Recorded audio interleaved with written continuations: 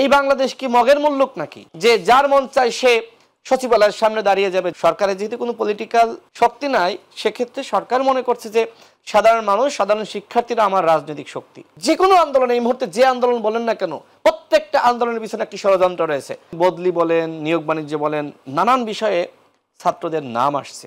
সরকারের পক্ষ থেকে সিদ্ধান্ত নেওয়া হলো যে ছাত্ররা তারা 500 টাকার বিনিময়ে ট্রাফিক পুলিশের দায়িত্ব পালন করবে।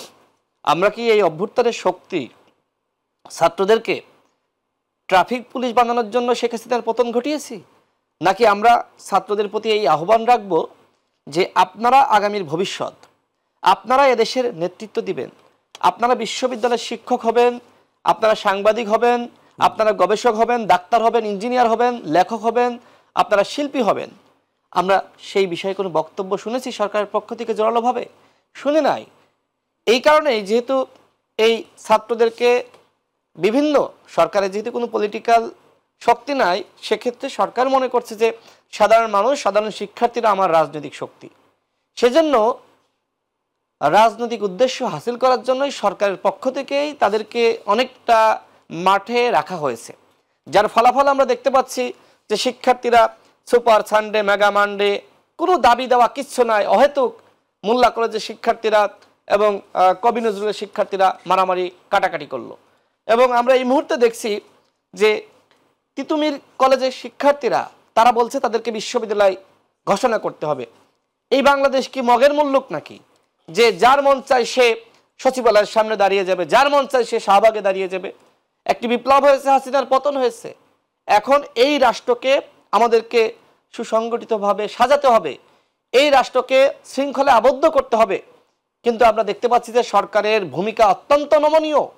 সরকার একদিকে যেমন আওয়ামী লীগের প্রতি কঠোর হওয়া দরকার ছিল সারা দেশের, আমি একটু ফিনিশিং দিই, না হলে বক্তব্য শেষ হবে না। যেমনি ভাবে আওয়ামী লীগের প্রতি কঠোর হওয়া দরকার ছিল, ঠিক একইভাবে কঠোর হস্তে এই ধরনের অহেতুক আন্দোলন দমন করা দরকার ছিল। সরকারের শিক্ষা উপদেষ্টা কি বলেছে? তিনি বলেছেন যে ঢাবির অধিভুক্ত যে 7 কলেজ ছিল, সেই 7 কলেজকে নিয়ে আমাদের আলাদা একটি পরিকল্পনা রয়েছে, আমরা স্বতন্ত্র বিশ্ববিদ্যালয় সেটা ঘোষণা করতে পারি। দেখেন, এই ঘোষণাকে স্বাগত না জানিয়ে উল্টো তিতুমির কলেজের শিক্ষার্থীরা তারা কখনো সড়ক অবরোধ, রেল অবরোধ, কখনো বিক্ষোভ মিছিল, সড়ক বন্ধ করে রাখা, সড়কের উপর শুয়ে পড়ছে, অনশন করছে। এগুলো কি? এগুলো তো কোনোভাবে গ্রহণযোগ্য না। সরকারের পক্ষ থেকে কঠোরভাবে এটা দমন করা দরকার। কারণ আমরা দেখেছি সামাজিক যোগাযোগ মাধ্যমে ছাত্রলীগের নেতারাও সেখানে নেতৃত্ব দিচ্ছে, বসে পড়ছে। যে কোনো আন্দোলন, এই মুহূর্তে যে আন্দোলন বলেন না কেন, প্রত্যেকটা আন্দোলনের পিছনে একটি ষড়যন্ত্র রয়েছে এবং সেই ষড়যন্ত্রের ফাঁদে স্বয়ং সরকার পা দিয়েছে। সরকার কেন তার পুলিশকে, র্যাবকে, বিজিবিকে, অন্যান্য বাহিনীকে এখানে দায়িত্ব পালন করতে দিচ্ছে না?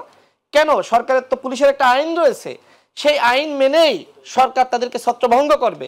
আপনি যদি বিপ্লবের পরে কঠোর না হতে পারেন, আপনি যদি মনে করেন যে না, নমনীয়ভাবে আমি খুব শান্তভাবে মিষ্টি ভাষায় আমি দেশ পরিচালনা করব, না, বিপ্লবের পরে অবশ্যই এই জাতিকে সুশৃঙ্খল করার জন্য, দেশকে শক্তভাবে পরিচালনা করার জন্য সরকারের শক্ত মনোভাব দরকার। সেই মনোভাব আমরা লক্ষ্য করছি।